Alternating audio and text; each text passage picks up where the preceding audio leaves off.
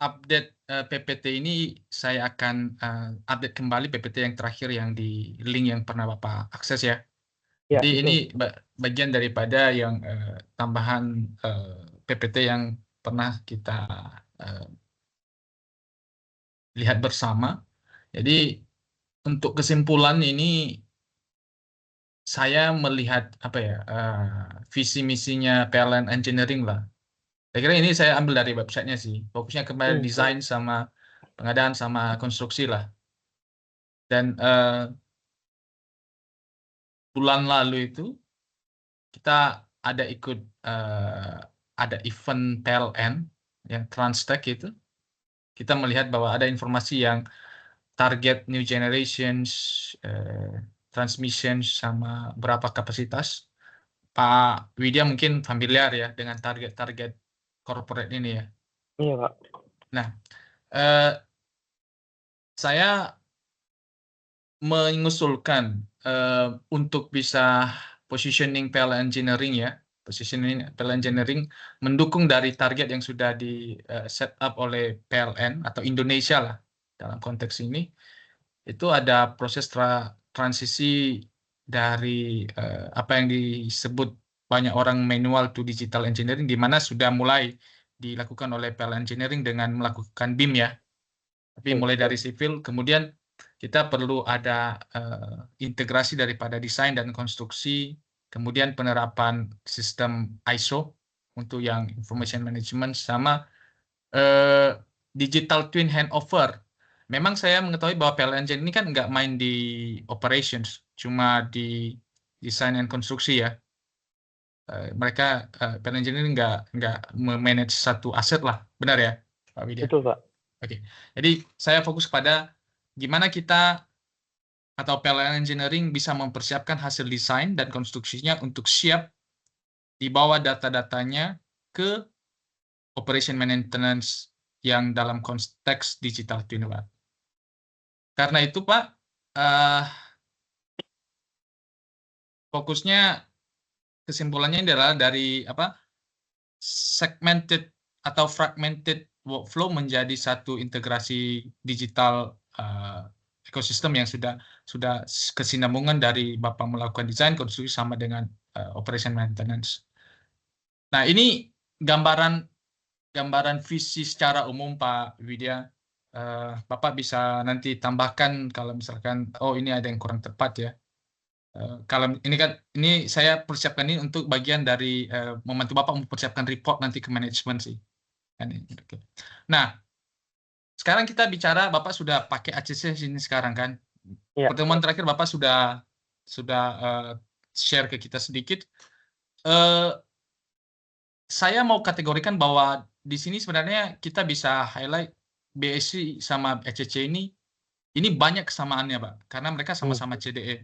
Tapi apa sih perbedaannya, fundamental difference-nya? Jadi satu hal yang saya bilang bahwa BIC ini fokus kepada ini, Pak, proyek infrastruktur memang. Jadi kalau untuk di bangunan gedung mungkin kita nggak fokus ke sana. Jadi yang kecil-kecil kita enggak. Tapi kalau misalkan Bapak pakai BIC, fokus kepada bangunan infrastruktur yang mungkin fokusnya linear. Oke, linear atau mungkin skalanya besar sekali. Nah, misalkan dalam hal ini kalau PLN Engineering kan ada transmisi berapa kilometer gitu loh, berapa puluh kilometer. Nah, ini kalau misalkan semua data itu dibawa ke ACC, saya sih yakin bahwa akan kesusahan. Tapi kalau di BIC sudah proven track lah dari banyak usernya kita. Itu yang pertama. Dari identitas itu atau DNA-nya sudah berbeda. Jadi DNA-nya BIC untuk infrastruktur project, kalau DNA-nya ACC itu memang kita tahu semua lah bahwa mereka sangat kuat di bangunan gedung loh. Dan yang kedua adalah karena BIC ini punya Bentley, dan Bentley ini fokus solusinya juga misalkan PLS yang to design Open Utility Substations yang tempo hari, itu terintegrasi secara natif, jadi nggak ada ekspor-import. Jadi kita bisa sync melalui dari desktop applications. Kemudian Bapak nggak perlu ekspor, import ke ada kecemasan untuk kehilangan metadata, tidak ada gitu. Memang Bapak bisa lakukan di ACC, tapi Bapak harus mungkin ekspor ke AFC dulu, perubahan datanya, kemudian baru import. Kemudian yang ketiga adalah yang saya bilang bahwa BIC ini open integration dengan file format apa saja. Kita di pertemuan awal itu sudah sempat diskusi apa aja file format yang sudah kita bisa kita pakai lah. Itu hampir semuanya, entah dari Autodesk atau Bapak kayak pakai mungkin Hexagons gitu, atau ya Plan 3D, Smart Plan 3D, segala macam. Kalau untuk hydropower kan mereka banyak Smart Plan 3D ya. Jadi itu Bapak bisa bawa itu. Kemudian yang berikutnya adalah kalau di ACC dia itu fokus heavily dependent lah. Bapak harus entah bawa ke formatnya IFC atau Anda pakai format Revit atau Civilworks atau NVIDIA lah. Jadi kalau di kita open. Kemudian yang ketiga, berikutnya adalah ada integrasi dengan schedule. Nah, jadi Bapak memang schedule-nya itu kita atur di third party software project management. Misalkan di sini Synchro ya kalau di Bentley. Tapi itu bisa kita streaming secara otomatis di BIC. Berbeda dengan kalau misalkan di Autodesk, jadi Bapak kan harus ada import dulu schedule-nya, entah mungkin dari P6, ekspor ke Excel, kemudian upload, kemudian baru synchronize. Kalau di kita, apa ya, seamless integration tuh.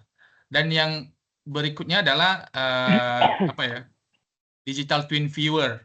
Jadi kita ini kan BIC ini sudah dilengkapi oleh platform Cesium ya. Jadi Cesium ini adalah mapping digital yang menurut kita ini paling advance sampai saat ini ya. Dan itu sudah ada di dalam BIC. Sehingga kalau misalkan Bapak pakai BIC, kemampuan digital twin project-nya itu Bapak bisa dapatkan di BIC. Nah, di pertemuan sebelumnya Bapak bilang kan bisa dibuat mind mapping nggak? Sebenarnya gimana sih meng-highlight value ini seperti apa sih? Nah, karena itu makanya saya tambahkan nih ada contoh yang BIC yang misalkan yang ini. Ini khusus yang pertama adalah ini dibangun untuk infrastruktur dan sekaligus Bapak bisa melihat digital twin itu seperti apa. Jadi ini kan Bapak pasti cuma punya 2 project ya. Satu KKC sama PLN Engineering kalau Bapak buka kan. Jadi dengan mengklik yang maps di sini, kalau saya balik ke yang tadi ini, ke map sini, jadi Bapak dari infrastrukturbentley.com ikut ke map, kemudian tracing ke project browser. Nah ini yang tadi kalau misalkan Bapak infrastruktur cloud, ini Bapak bisa langsung lihat nih, misalkan projectnya Bapak. Pertama kalau misalkan Bapak punya PLN punya banyak project lah, entah di Papua, di Indonesia, di Jawa atau di Sumatera, semua icon-icon ini akan muncul nih, dan Bapak bisa akses langsung misalkan dari map ini, dan ini disupport oleh Cesium. Jadi secara kualitas daripada mapping itu jauh lebih bagus dibandingkan mungkin pakai Bing atau mungkin pakai Google Maps sekalipun. Jadi kalau misalkan Bapak pilih PLN Engineering Project di sebelah sini, Bapak bisa zoom to the project. Dan ini bisa Bapak aktifkan ini melihat projectnya apa aja sih di dalam. Jadi dari sini tanpa Bapak perlu masuk ke sana pun, Bapak bisa akses projectnya Bapak gitu. Jadi kalau Bapak presentasi misalkan ini kan banyak iModel di dalamnya. Ini mungkin saya cuma mau yang di Cisokan saya matikan dulu nih. Ini GISECO di sini nih. Substation saya matikan. Ini. Misalkan yang hanya seperti ini nih. Jadi ada contoh projectnya, transmisinya. Dan ini informasi datanya itu Bapak bisa langsung akses di sini. Jadi Bapak nggak perlu propertiesnya kita bisa dapatkan gitu. Jadi akses interface ke Bapak saat mengakses project jauh lebih gampang lah. Nah, misalkan kalau kita mau ke isokan project Zoom to iModel. Nah, ini nih, Bapak ada di Cisokan nih. Oke. Jadi tinggal Bapak coba beralih dari sini ke sini segala macam. Terus kalau misalkan ada project lain kan, Bapak kan punya proyek KKC ini, kan? KKC itu ada juga, misalkan Bapak ini zoom to the project. Nah, dia bawa Bapak ke sini nih, zoom to the project ini. Zoom to the area. Prosesnya sama, Pak. Jadi Bapak tinggal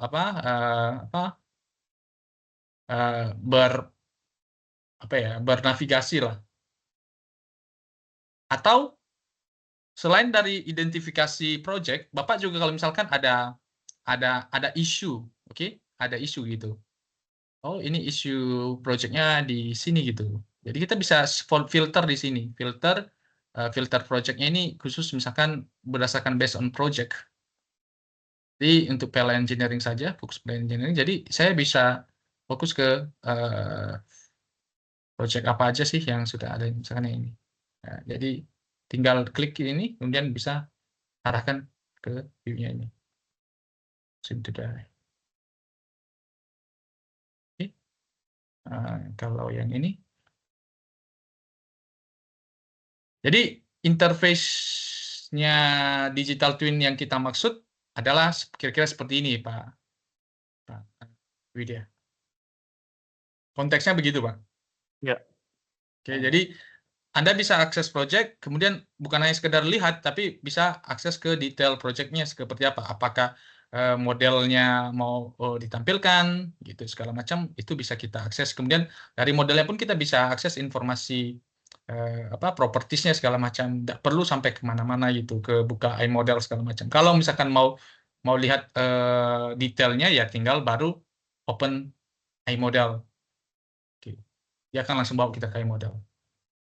Nah, ini yang saya highlight di yang poin yang pertama tadi itu, yang mind mapping supaya Bapak tahu ini pas menjelaskan ini value-nya seperti apa, nah, Bapak bisa arahkan ke situ. Terus yang kedua adalah native integration. Jadi seperti yang saya bilang bahwa di desktop application itu kita punya namanya iTunes Synchronizer ya. Bapak sudah tahu ya. Jadi, Ya, Pak. Bapak bisa langsung sync up di situ dari desktop applications, dia akan membawa iTunes Synchronizer-nya itu. Dia sync ke BIC-nya kita. Jadi tinggal kita cari aja BIC-nya yang mana gitu. Oke. Entah misalkan Bapak butuh buka Revit. Oke. Buka Revit. Oke, saya coba.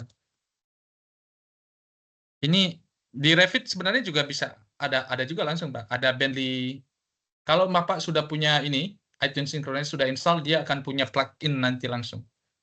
Demikian juga kalau misalkan Bapak ke Civil 3D. Jadi iTunes Synchronizer ini cukup powerful lah. Jadi tidak Bapak ekspor ke AFC, kemudian baru upload. No, tidak. Oke. Jadi native integrations. Atau yang kedua adalah, ini kan prosesnya dari desktop application collaborate sync to iTwin ya.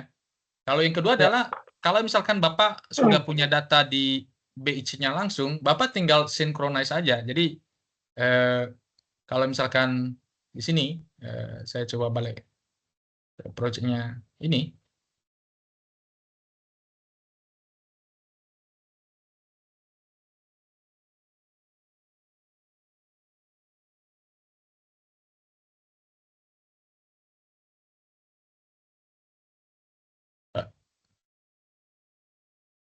By the way, ini saya mau tampilkan dulu nih. Kalau di Revit Bapak sudah punya iTwin nih.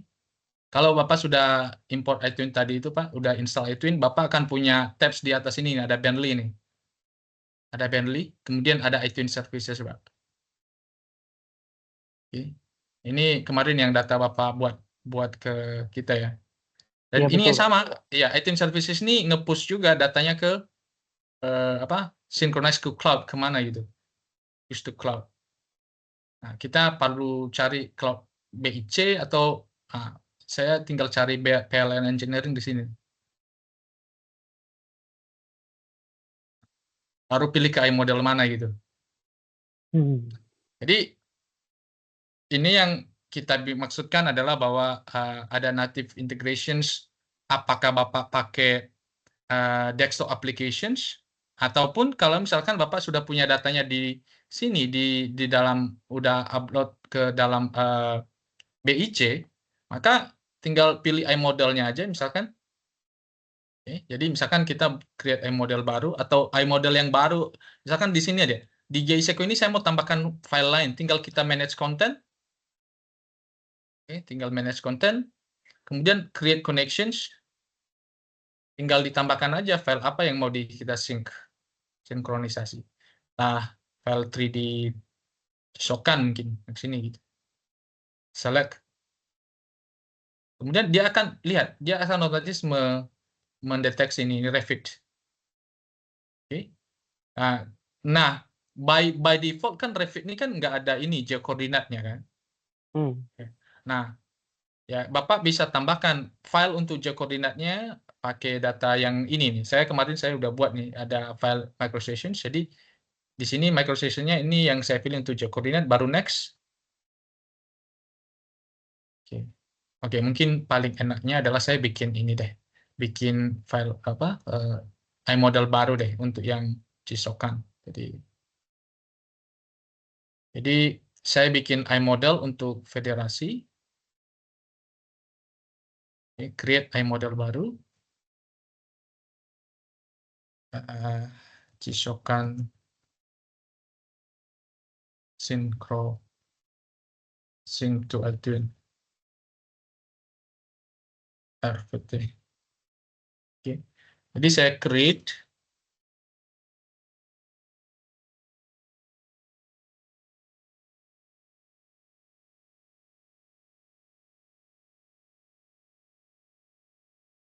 Oke, saya create connection. Kemudian saya cari yang apa data drop kemarin Bapak kasih itu yang apa upper dam ya. Ini ada upper dam, ada 1, 2, 3, 4. Oke. Kemudian saya tambahkan lagi yang tujuh koordinatnya, saya mau pakai yang sudah saya buat karena saya tahu bahwa di band di sini itu nggak ada koordinat yang bagus. Kita kuncinya harus create satu file yang sudah ada geokoordinatnya, kita pilih aja di sini geokoordinatnya pakai yang sistem yang 32748 APSG-nya. Kemudian berarti yang semua model di atas yang upper dam koordinatnya otomatis ngikutin yang microsession semua. Benar sesuai dengan ini nggak perlu masuk itu synchronizer dulu ya Pak ya? Kan ini Oke, nih. ada 2 jenis Pak. Jadi makanya saya bilang tadi itu kalau iTunes kan dari desktop kan kita ini. Betul. Ini kan desktop. Kalau misalkan filenya itu sudah ada di dalam BIC-nya kita bisa pakai caranya ini. Iya. Jadi entah Bapak pakai yang sistem dari desktop, collaborate pakai SyncEdwin, atau Bapak langsung dari BIC di dalam cloud, tinggal pilih iModelnya, select iModelnya, manage content atau create new baru create connection. Oke. Jadi ada 2 pilihan. Jadi kalau misalkan Bapak punya di desktopnya Bapak nih, di desktopnya Bapak ya pakai ini aja iTunes Synchronizer, jauh lebih cepat kan. Bapak nggak perlu upload lagi ke BIC kan. Tapi kalau misalkan datanya sudah di BIC, Bapak pakai yang cara ini. Nah, kemudian tinggal ini aja, Cisokan ini. Tinggal done, create. Dia akan create connection ke Bapak. Ini kita bisa sync aja ini. Nanti kita bisa tunggulah, dia akan sync otomatis. Nah, kita akan kembali lagi nanti ke dia statusnya, dia mungkin butuh beberapa waktu lah untuk synchronize. Okay. Nah, dia in progress. Nah, berikutnya adalah ini kan native integrations. Jadi kalau misalkan ada Aveva punya, kemudian yang lain-lain lah, SketchUp punya, apapun lah itu, mungkin ada IFC kah, OBJ, kalau misalkan struktur ada STD, STP, file, Bapak bisa pakai yang iTunes Synchronizer itu atau upload ke BIC kemudian lakukan progres yang tadi itu. Nanti kalau misalkan Bapak pengen tahu apa detailnya itu, Bapak bisa tinggal klik ini aja yang link ini, detailnya apa yang supported iTunes-nya kita. Ini apa ini update any regularly lah. Kalau misalkan ada Navisworks yang terbaru, ini sekarang 2026 kan? 2006. Ini kan 2027 nanti bentar lagi mau launching nih. Jadi pasti akan mungkin tambahan lagi 2007 lagi. Nah, ini yang apa ya? Yang menurut kita pertama kalau di yang sebelah itu ya mereka heavily cuma untuk dari ekosistemnya mereka aja. Kalau misalkan pakai misalkan punya Aveva Smart Pen 3D, kita nggak bisa ini. Kita kehilangan metadatanya, harus diekspor ke FC kan. Nah, terus yang berikutnya adalah kita punya built-in 2D and 3D. Kalau 2D ini memang saya tahu bahwa di ACC Bapak bisa langsung annotate, ya kan? Ya. Sama ini. Tapi kalau di 3D-nya, 3D kan Bapak harus bawa ke Navisworks dulu, toh. Betul. Nah, tapi kalau di BIC, Bapak bisa langsung buat class job-nya. Jadi saya sudah bikin itu.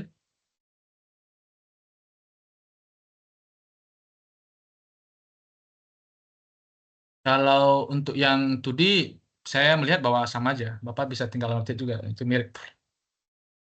Ini kalau di sini tinggal Bapak ini aja, class detection, review.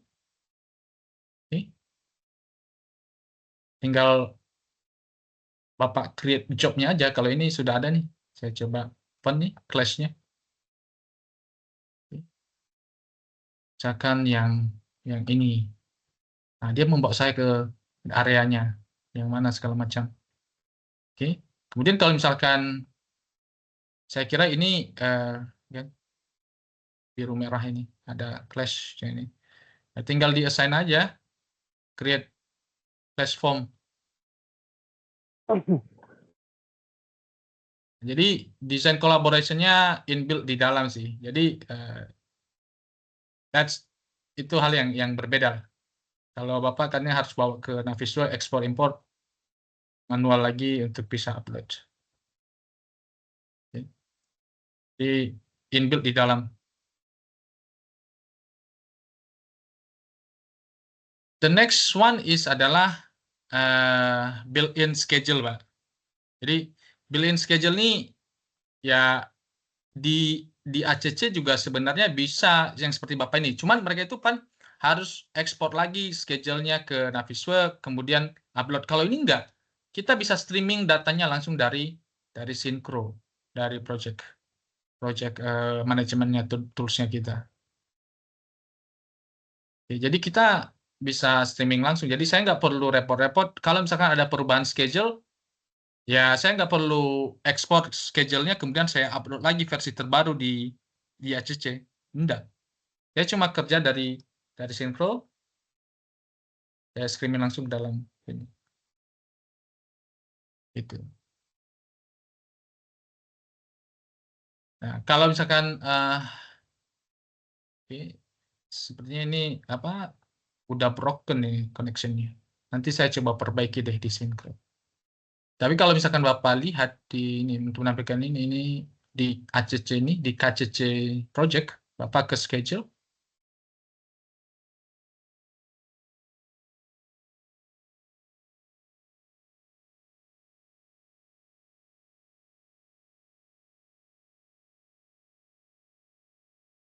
Jadi di ACC bisa juga di streaming. Cuman kalau misalkan ada perubahan jadwal, Bapak harus ambil ekspor dulu filenya dari mungkin Microsoft Projects atau P6 lah. Ekspor schedule-nya, kemudian baru upload, kemudian baru running sinkronasi lagi. Kalau di Beijing enggak, ya kita cuma tarik data langsung dari sinkronnya kita. gitu. Kalau misalkan Bapak punya pakai project P6 bisa kita bawa datanya ke Synchro. Jadi visualisasi untuk manajemen schedule-nya di Synchro, tapi untuk visualisasinya kita bisa streaming langsung dari BIC. Kira-kira gitu konteksnya, Pak. Jadi mirip-mirip tapi workflow-nya berbeda. Ada beberapa step yang dipangkas, Pak ya? Iya, jadi makanya saya bilang kan ini auto sync sebenarnya, auto sync ke Auto sync. iya, auto sync schedule from 4D Beam tool Synchro, no manual export import. Ya Bapak bisa buat ini di ACC tapi ya Bapak harus ekspor import ininya. Kalau misalkan ada perubahan kan ada keterlambatan, kita kan harus update lagi schedule-nya toh. Iya, Lo harus cari ekspor schedule baru dari Microsoft Project atau Primavera, baru import lagi ke version baru ke ini ke Kalau yang ACC. method auto sync tuh berarti kalau ada perubahan kita ngeditnya langsung Di Synchro. di Synchro-nya.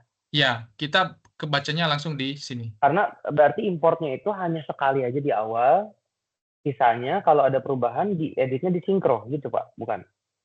Kita sebenarnya nggak ekspor impor sama sekali Pak. Kita nggak ekspor impor sama sekali karena kita bisa streaming. Oke, ini kalau sudah tersinkronisasi ya gini.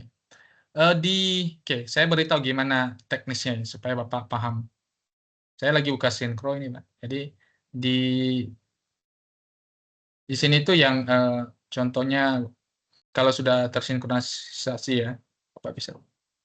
Di Synchro kita bisa buka project BIC ini, Pak. Oke. Jadi kita nggak perlu ekspor impor sama sekali. Jadi kalau misalkan data awalnya Pak, data awalnya memang dari Excel atau MS Project atau Primavera, data awalnya kan otomatis perlu import kan Pak? Ya, kita import ke Synchro-nya tapi bukan ke sininya. Dari awal aja kan Pak, hanya step awal aja kan ya. Kalau nanti kedepannya ada revisi jadwal, ada perubahan jadwal, kita tidak usah import ulang. Kita cukup edit di Synchro-nya aja. Benar, gitu kan, Pak ya? Benar. Jadi yang seperti saya bilang ini kita bisa streaming BIC project. Tinggal saya pilih nih PLN Engineering coba. PLN Streaming itu definisi streaming takutnya saya salah menangkap Pak. Definisi streaming itu gimana Pak? Yang kita nggak kita akses data yang sudah ada di platform BIC-nya ini. Jadi kita tarik data dari 3D-nya dari BIC, iModel-nya kita gitu. Saya nggak perlu create baru lagi gitu loh. Dan sebenarnya Pak di Synchro ini tools-nya itu sama dengan P6 dengan Microsoft Project. Dia bisa buat Gantt chart sendiri. Kita bisa tanpa perlu import schedule dari Excel-nya, hasil eksportan dari P6 pun kita bisa buat sendiri Gantt chart-nya. Buat dari nol ya di sini ya? Iya, kita bisa create dari nol. Kita bisa create dari nol. Jadi tapi kalau misalkan Bapak sudah punya schedule di P6 kan kita bisa import aja atau dari Excel. Microsoft Excel atau ini tinggal import aja. Nanti baru di sini kita bisa buat streamingnya. Jadi kita streaming datanya itu dari BIC ini tadi Pak. Jadi saya itu nggak perlu lagi import saya punya 3D gitu. Jadi apa hubungannya Pak? Apa perbedaannya? Misalkan di BIC ini saya ada perubahan schedule nih, perubahan model kan? Ya itu langsung otomatis saya kedeteksi bahwa di sini ada sesuatu yang salah nih di schedule-nya saya.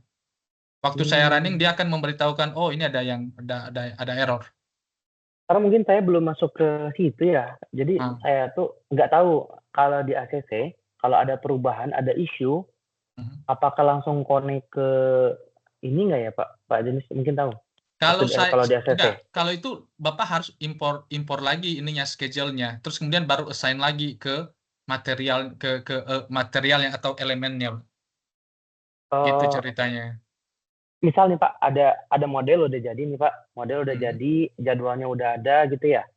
Nah, Terus di pertengahan jalan ada perubahan model atau perubahan desain ya.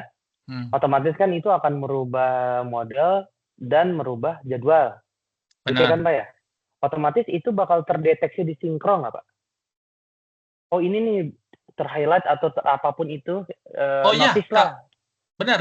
Pas waktu Bapak run di sini kan ada run play ini, langsung kelihatan nih. Oh ini kok nggak ini. Ini kan tiap task ini terkoneksi dengan resources. Resourcesnya itu adalah yang 3D-nya, Pak. Pasti ini langsung bisa cek reschedule nih. Apakah kita bisa cek apa alertnya ada sesuatu yang error kah? Dia pasti tampilkan error. Sehingga kita bisa ngecek lagi, oh ini harus di reassign atau ini harus di delete tasknya karena sudah berubah desain segala macam. Itu yang dia tuh error karena sudah enggak sama lagi ya dengan yang awal. Dia ngebacanya gitu ya. Betul. Jadi kita cuma memaintain data satu dari desktop dari misalkan kita pakai Revit ya. Kita streaming data Revit kan kita sync ke BIC. Nah, kalau misalkan kita ubah di Revit desktop, otomatis nanti terupdate di BIC kalau kita sync kan, sinkronisasi. Nah, saat kita buka datanya BIC di sinkro ini, terus kemudian kita cek schedule-nya sudah berubah, dia akan otomatis memberikan kita alerting error. Nah, ini yang mengurangi pekerjaan kalau misalkan pertama adalah kalau di progres sekarang kalau di Navisworks, Bapak harus import lagi nih version baru daripada schedule-nya, upload baru sinkronisasi satu persatu lagi gitu. Gitu sih. Tapi nanti kan Bapak belum sampai di situ kan. Tapi Bapak silakan coba cek nanti lah. Ya.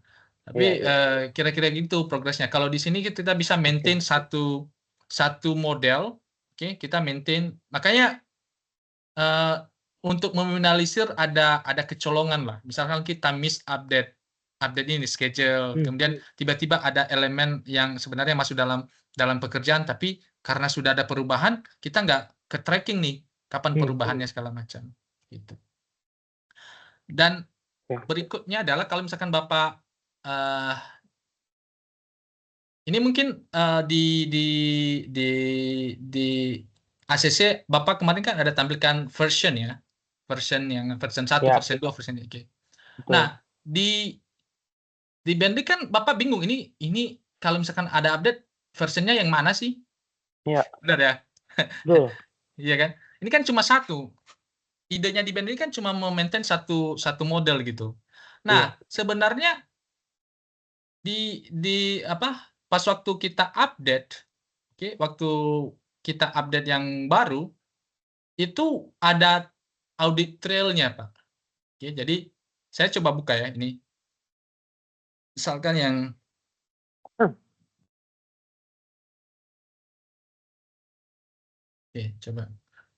coba yang ini ya. Kita manage version di sini, Pak. Ini manage version. Oke.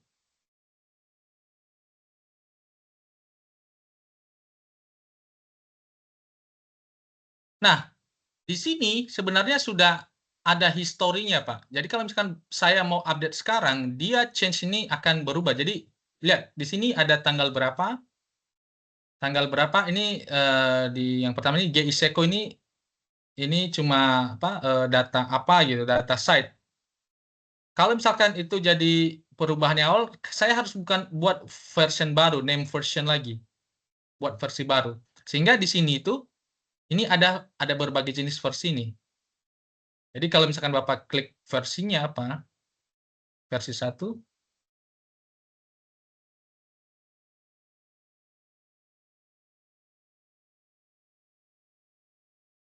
Oke.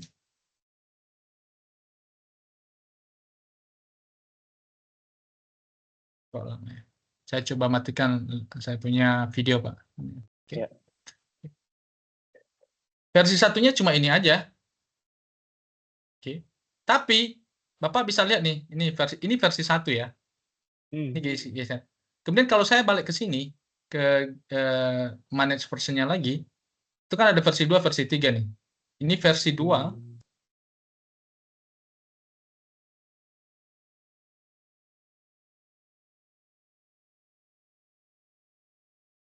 Nah, dia sudah punya contoh transmisi, kemudian ada site-nya. Oke. Nah, sebenarnya Bapak bisa tracking itu dari sini aja. Kalau misalkan Bapak buka satu langsung iModel-nya, oke. Ini kan change-nya tadi itu Bapak lihat dari sini ya. Jadi misalkan pas waktu pertama kali saya create versionnya itu nanti perlu saya create name versionnya. Ini versi pertama, versi kedua, versi ketiga segala macam. Cuman kalau kita dibuka satu iModel, oke, iModel, kita itu bisa buat, misalkan Bapak sebagai orang engineer, ini kan versi yang terakhir nih, dia menunjukkan versi terakhir. Ini ada version compare di sini. Jadi versi 1 compare dengan versi 2 seperti apa sih? Ya kan, versi 1 sama versi 3 sama versi 1 bedanya apa?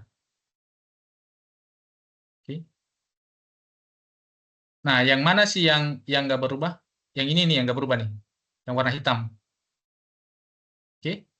Yang mana yang ditambahkan? Oke. Yang mana ditambahkan? Yang ini nih, yang warna hijau. Gitu. Jadi kita bisa tracking versi 1, version compare-nya dengan versi 1, versi 2 segala macam. Nah, sehingga kuncinya adalah pas waktu Bapak sync, kita setelah ini tersinkronisasi, oke. Ini di manage version ini Bapak kalau bisa lihat nih sini nih. Change, ini ada nih. Oh, ini kita bisa, ini upper dam yang concrete doang. Kita create versinya, misalkan ini, upper dam yang CRB ini apa sih kodenya, Pak? CRB ini. CRB itu, aduh. Upper dam CRB, misalkan ini, CRB only. Jadi Bapak create name version di sini. Jadi kalau misalkan mau lihat CRB only, nanti tinggal klik yang versinya itu, versionnya itu. Nah, terus kemudian kalau manage version yang berikutnya, jadi saya mau yang, kalau saya buat versi di atas ini, di nomor 20, ini kan sudah masuk upper dam CRB sama upper dam DC. Jadi saya create, berarti ini upper dam CRB plus apa ini tadi? Sorry. GCB. CB ya? GCB ya? GCB. Nah, jadi ini versi yang pertama, kemudian ini masuk lagi nih yang kedua. Jadi kalau ada orang tambahkan lagi sinkronisasi ke iModel itu, akan muncul nih tambahannya. Jadi kita bisa nge-track nanti nih, oh ini yang 2 minggu yang lalu misalkan kan, atau tergantung dari Bapak, pakai tanggal atau versi. Biasanya kalau di kita itu biasanya pakai tanggal, ya kan? Jadi update submission project minggu ini, submission project minggu berikutnya gitu. Kalau di best practice-nya kita ya. Jadi biasanya kalau kita buat versinya ini based on what do you call it, tanggal. Jadi misalkan untuk Jisokan nih, ini Jisokan ini kan name versinya nggak ada sama sekali nih. Jadi ini ada Jisokan yang sudah ini ada combine antara upper dam sama lower dam ya. Iya. Nah, jadi ini saya bisa buat ini upper dam namanya. UD CRB. Ini udah CRB doang. Jadi kalau misalkan saya lihat, harusnya dia cuma satu UB CRB tadi. Dia nggak membawa data yang lain-lain tadi, yang padahal mereka dalam satu kontainer gitu. Jadi anggap ini iModel-nya adalah kontainer. Jadi hari ini saya masukin A. Terus sebenarnya saya buat versi bahwa tanggal segini saya buat A. Kemudian besoknya atau lusanya saya tambahkan B, C. Gitu. Kira-kira make sense ya Pak ya? Make sense. Berarti ini tuh kayak federated model ya? Sama aja ya Pak ya? Benar, federated model. Jadi iModel-nya adalah federated modelnya kita. Jadi prakteknya adalah kalau misalkan kita bicara misalkan MRT Jakarta. MRT Jakarta itu cuma punya satu model, Pak. Oke. Jadi saya coba tampilkan ke Bapak ya. Kayak gimana sistemnya. Tapi mereka bisa punya MRT. Jadi misalkan fase 2A itu mereka cuma punya satu model, tapi itu bisa banyak versi. Oh, jadi CP dual apa gitu. Sehingga ini membuat apa ya? Membuat kita tidak kebingungan mencari oh ini versi keberapa, versi keberapa. Saya hanya fokus pada satu ini aja. Oh ini semuanya ini versionnya mereka. Gitu loh, Pak. Tapi di sini itu di manage versionnya itu di sini banyak sekali versinya. Segala macam ini ada CP ini. Kalau misalkan ada satu orang lagi nanti sinkronisasi dari iTwin ini kan, pasti akan muncul lagi nih historinya. Kita buat. Itu poinnya. Oke. Oke. Nah itu yang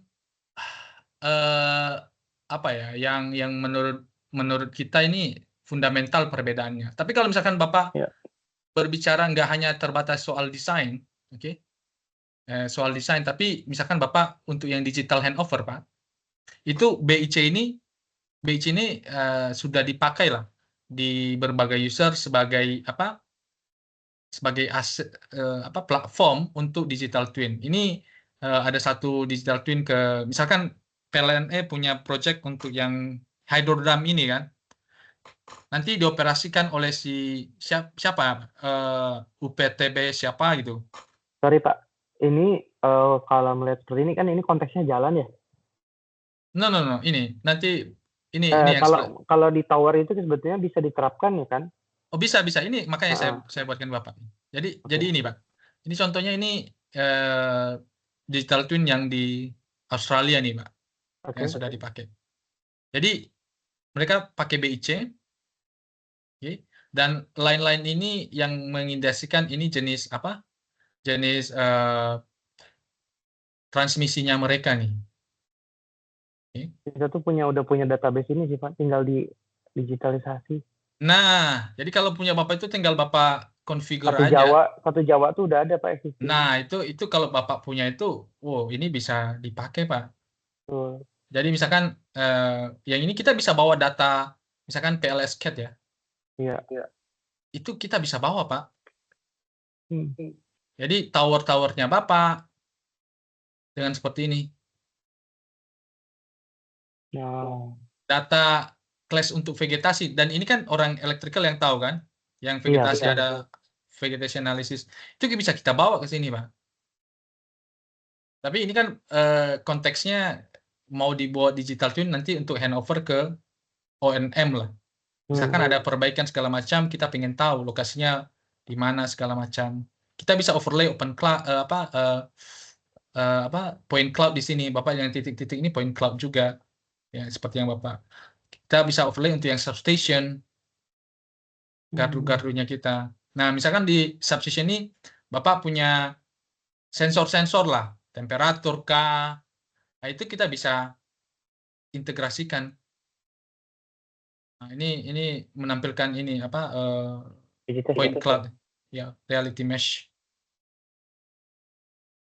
Berarti ini dari LiDAR ya Pak ya? Yes. Ya, kemarin kan kita sudah tampilkan ke Bapak gimana kita cara bawa LiDAR ya. Iya. Nah, misalkan data ini kalau misalkan Bapak punya aset tagging misalkan kan. Aset tagging pakai SAP atau apalah yang lain. Iya. Kita bisa integrasikan ke dalam sini. Nah, misalkan yang ini, informasi asetnya gitu. Seperti apa? Transformer apa, namanya segala macam. Ini berasal dari BIM model nih. Nah, Bapak bisa lihat di sini apa ini use case ya dari usernya kita itu. Sorry. Jadi mereka integrasikan apa digital mereka untuk create work order. Nah, work order ini integrasi dengan Maximo. Oke. Atau pakai IoT atau dashboard atau transcript atau informasi cuaca gitu, sensor-sensor. Jadi kita bisa klik misalkan dashboard ini, dashboard datanya segala macam. Ini data dari IoT atau data dari dashboard yang lain gitu, Pak. Dari consumption segala macam. Ini sebenarnya bagian daripada proposal kita ke Bu Heni tempo hari ya. Waktu sempat ngobrol itu soal smart grid ya, yang sedang dikerjakan oleh PLN ya. Jadi ya ini sih bagian konteksnya adalah Bapak nggak perlu pindah-pindah, nggak perlu subscribe baru lah, nggak keluar biaya baru untuk bisa ngambil platform untuk the next ONM. Gitu sih Pak. Jadi benefitnya adalah untuk handover ya Bapak punya platformnya sendiri. Ya ini Transpower, Transpower ininya usernya di Australia nih. Nah kalau ini kebetulan saya belum ada waktu. Saya udah coba carbon analysis. Carbon analysis ada di sini sebenarnya di sini itu ada carbon analysis Pak. Carbon analysis nih kita misalkan dari 3D kita itu kita mau hitung berapa embodied karbonnya gitu.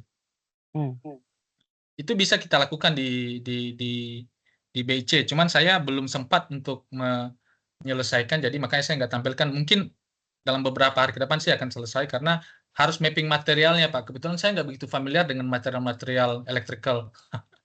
Nah, makanya flow-nya ini ya ini saya untuk ini cuma show aja. Jadi kalau yang sudah dibuat ini di format jalan ya. Nanti menyusul untuk yang contoh substation-nya kita nanti saya belum selesai buat. Jadi kita bisa koneksi dengan EC3 sustainability dengan atau one click SCA. Nah, di sini nih saya kerepotan kemarin materialnya apa aja sih? Nah, ini pusing menjustifikasinya. Apakah ini segala macam? Saya bisa random aja cuman nggak ini. Nah, jadi kita bisa lihat berapa embodied karbonnya gitu. Dari desainnya kami, desain kita harusnya kalau tower itu lebih simpel sebetulnya Pak. Kan hanya structure steel-nya aja, kemudian kabel, konduktor. Nah, kabelnya pakai apa itu Pak biasanya? Apa material propellan ya? Kan ada tembaga di dalamnya. Material ya, tembaga ada ininya sih Pak, spesifikasinya ada. Nah, itu dia. Kalau misalkan Bapak punya informasi, jadi saya di selection materialnya ini aku agak bingung di EC3. Materialnya tuh jenisnya apa Pak? Karena kita tuh konduktor ya konduktor, cuman kalau mau diklasifikasi lagi kan kita nyebutnya ada TPG ya Pak.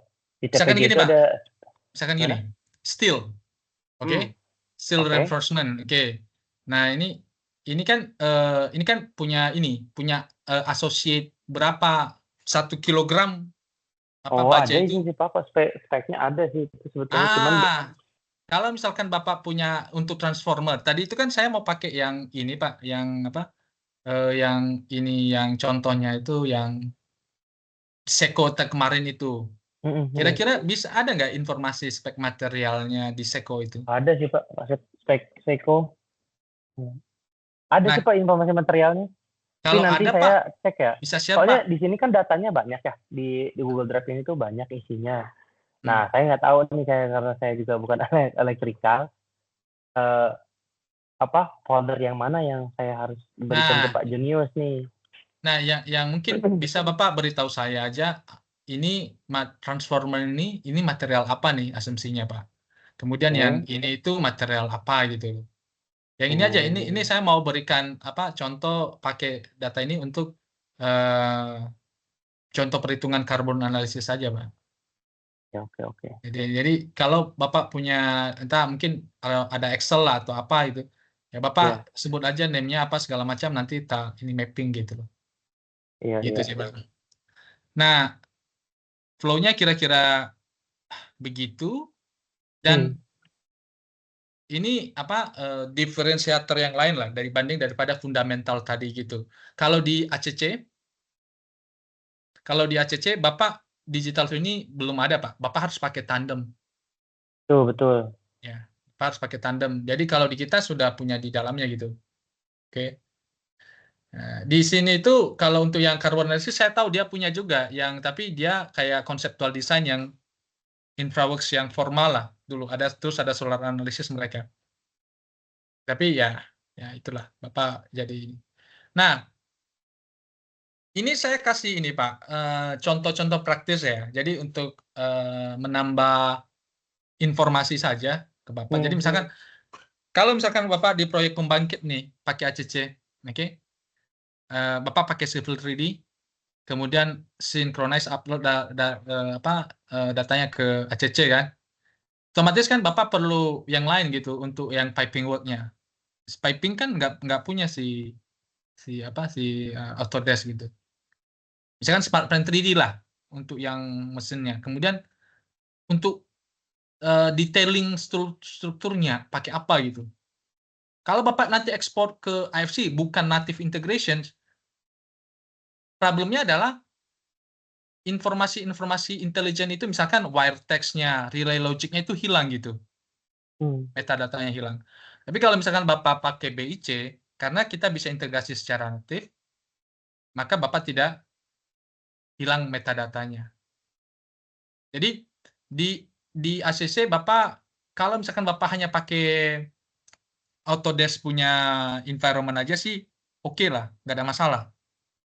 Tapi kalau misalkan Bapak memakai di luar itu yang menjadi problem. Yang kedua adalah sama dengan Arduino Induk. Misalkan Bapak pakai Revit untuk buat perancangan fisiknya atau mungkin Bapak pernah tahu ada plugin SBS ya untuk electrical atau electrical. Nah, tapi kan pas waktu Bapak ada update data, Bapak nggak bisa secara otomatis mendapat perubahan datanya ke ACC. Bapak harus sinkronisasi lagi secara manual, diambil dari SPS, kemudian bawa lagi ekstrak materialnya ke ACC. Nah, kalau misalkan di kita misalkan desain toolsnya dari Bentley atau dari yang lain, kita bisa sinkronisasi untuk bisa otomatis kita terdeteksi di BIC. Nanti Bapak bisa baca-baca lah, apakah ini make sense, memberikan gambaran aja kepada Bapak. Dan faktanya adalah, ini ada ini hanya subjektif ya Pak, ini subjektif dari pemahaman kita dan dari berbagai pengalaman kita ke berbagai user. Kalau misalkan Bapak pakai untuk building project sih, misalkan Bapak Wika atau apa segala macam lah, atau khusus PP pembangunan perumahan misalkan kan, atau PT Perumnas, Bapak nggak perlu terlalu pusing dengan BIC lah. Saya sih nggak begitu terlalu. Tapi karena Bapak ini punya project ini linear, jadi beam linear bukan beam vertikal. Kalau beam linear ini yang transmisi, jalan atau apa, tapi Bapak transmisi yang panjang sekali. Itu faktanya bahwa Autodesk ini atau ACC ini sangat kesusahan kalau untuk yang linear skills. Bapak bisa cek kalau misalkan Bapak loading banyak material yang mungkin 5 km, 4 km, itu sangat susah manage pakai ACC. Karena memang DNA-nya itu khusus untuk yang building centric. Jadi secara filosofinya berbeda. Sedangkan kalau di BIC kita ini dia fokus kepada infrastruktur, Pak. Dan yang kedua adalah Bapak sudah tahu bahwa di BIC ini bisa memfasilitasi Bapak. Saya percaya bahwa digital transformation journey di PLN Engineer ini kan bukan kayak semacam membalikkan telapak tangan. Lu dari sekarang 2D langsung jadi BIM digital twin nggak make sense lah. Ya kan? Bapak harus transisi kan dari 2D review, ada kolaborasi, ya kan? Kemudian baru ke 3D, kemudian BIM segala macam. Nah, BIC bisa dipakai di semua fase itu. Bapak bisa lakukan 2D review, 3D review segala macam. Sampai Bapak kalau mau full digital twin sampai ke asset management, ya Bapak bisa. Sehingga dari kita sebenarnya merekomendasikan bahwa kalau misalkan Bapak di projectnya pengen successful, kita itu harus ada hybrid strategy gitu. Jadi kalau misalkan untuk yang transmisi, power generations itu substations itu baiknya Bapak pakai BIC. Tapi kalau misalkan bangunan gedung nih, Pak, oke, ada yang tertentu nih, Bapak bisa pakai Autodesk. Nanti kalau misalkan mau diintegrasikan bisa pakai iModel Synchronizer aja. Gitu sih, Pak. Jadi kira-kira itu sih apa ya, kesimpulan lah, idea yang saya bisa share. Kira-kira ada tanggapan nggak dari Pak? Saya itu lebih menarik ke digital twin, Pak, karena kita itu di owner ya pada saat handover, Pak, digital handover tadi, yang sekarang, Pak, yang terjadi di PLN, maintenance itu terjadi, mungkin Pak Junius kemarin terdampak yang blackout nggak, Pak? Kebetulan saya di Sumatera Selatan, jadi Sumatera Nggak Tengah ke nyampe atas ya? ya. Iya, iya. Nggak nyampe ya? Nah, Sudah, itu kan Pak, sudah recovery belum Pak blackout nih? sudah Pak, sudah recovery Pak, sudah. Nah itu saya itu mau jadi ada ide Pak mengambil isu ke sana karena terkaitnya ke maintenance Pak. Selama ini pada PLN itu kan punya tim maintenance ya Pak. Kalau di Jawa itu namanya unit induk transmisi, bukan UIP ya Pak. Kalau UIP itu pembangunan ya. Pembangunan.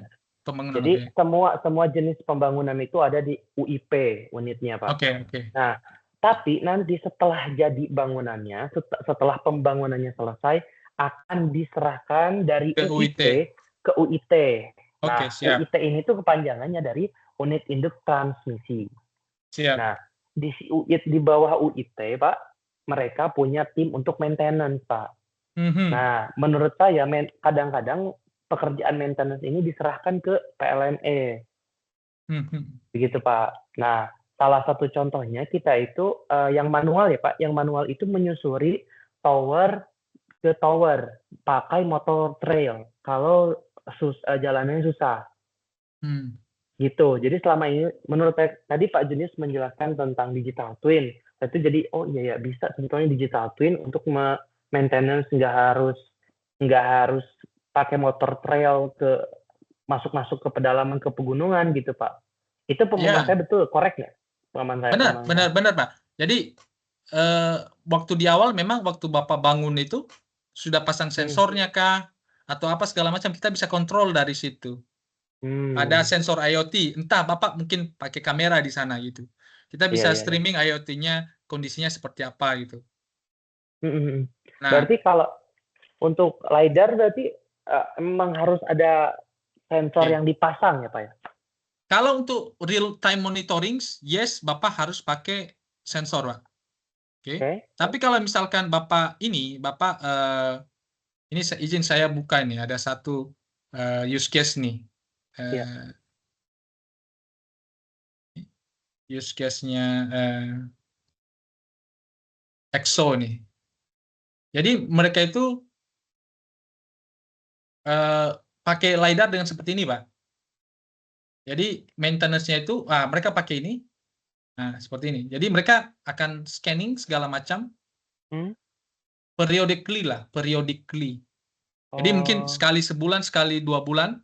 Oke. Kemudian mereka proses hasil reality capture-nya itu untuk bisa melihat kondisi towernya segala macam. Oke. Dan ini masuk yang iTwin Capture kemarin yang kita proses untuk yang di LiDAR ya, point cloud. Iya. Ya, dan ini kombinasi dengan PLS-CAD.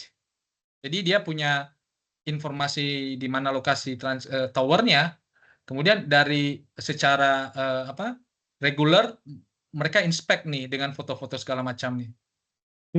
Jadi kita bisa tahu kondisinya seperti apa gitu. Dan ini yang membuat mereka lebih reliable lah, bisa memprediksi ini ada problem apa gitu loh, kapan di mana gitu. Nah ini fungsi digital twin yang sebenarnya. Betul Pak, gitu, itu dia Pak. Dan ini idenya masuk Pak, kalau Bapak punya itu. Kalau manajemen punya visi ke arah sana, ya Bentley udah proven sih kalau untuk soal seperti itu. Ini gambarnya pakai apa ya dia? PLS-CAD atau? Yang mana Pak? Ini digital twin ya? Iya, digital twin yang kombinasikan dengan PLS-CAD Pak. Jadi mereka pakai PLS-CAD, oke? PLS-CAD-nya dibawa ke BIC. Nah lihat di sini. Ya. Dan diintegrasikan dengan si hasil survei ini tadi.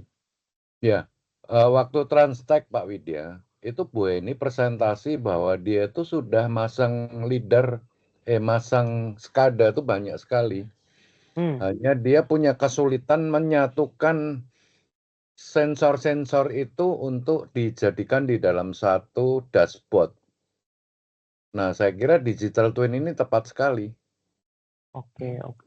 Sehingga Kebetulan sensor-sensor IoT-nya atau SCADA-nya itu bisa termonitor di dalam digital twin. Ya. oh, Dan ini yang seperti Bapak bisa lihat lah di satu usernya kita tadi itu, mereka bisa pakai sensor monitoring ini. Kita bisa integrasikan. Gitu sih, Pak. Dan kalau Bapak ini kan data ini kan bisa dari SCADA ya. iya. Data ini bisa dari SCADA. Nah, mungkin perlu di arrange meeting dengan Bu Eni juga mungkin Pak Widya.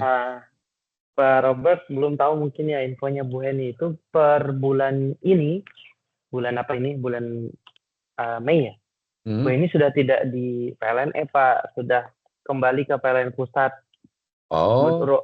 Ruangannya itu dengan Pak Dirut, Pak Darmawan Prasojo tuh ruangannya. Oh, jadi nanti yang handle siapa yang gantikan? Belum ada gantinya sih Pak, belum ada. Bu Heninya udah pindah ke PLN Pusat, ke Trunojoyo itu Pak. Oh, tapi nanti siapa tahu ada ya yang di bawah-bawah Bu Heni yang mengerti ini. Dia handle. Saya kira menarik sih ini. Di Trunojoyo handle apa ya Bu Heni? Aduh, jabatannya saya lupa ya Pak ya. Cuman kalau lihat dari ruangannya itu sebelahan infonya Pak, sebelahan dengan Pak Dirut. Pak Dirut ya. Tuh, berarti kan cukup penting ya. Iya. Panjang ininya jabatannya Pak, saya nggak hafal banyak banget. Iya. Kemudian ini Pak Junius. Nah di Cisokan tuh sebenarnya ada case baru ya. Case baru kemarin tuh viral juga tuh Pak, karena jadi sorotan Cisokan tuh ini itu. Kemarin ada longsor Pak, longsor cukup besar. Nah longsor ini tuh saya jadi langsung ingat ke Bentley. Apakah Bentley punya software untuk menghitung? Soalnya mereka tuh mau redesign ulang Pak. Slope stability kan ada dong. Betul, slope stability. Kita kan punya itu Pak yang GeoStudio sama ini Plaxis. Yang Plaxis itu ya. Dan itu otomatis bisa combine juga dengan digital twin nggak sih Pak? Maksudnya area yang terdampak gitu kan? Bisa nanti Pak. Jadi stability-nya gimana gitu. Ini saya tampilkan ke Bapak dulu contoh case-nya. Oke. Jadi ini saya tampilkan ke Bapak nih case-nya. Jadi ini tuh di kita geotechnical ini bikin apa ya? Yang kemarin Bapak kasih borlog kan? Iya betul. Kita bisa buat borlognya, kita buat data geologicalnya. Oke. Dan ini kita bisa bawa langsung untuk analisis Plaxis nih. Oke. Nah, konteksnya ini saya coba ambil presentasi saya.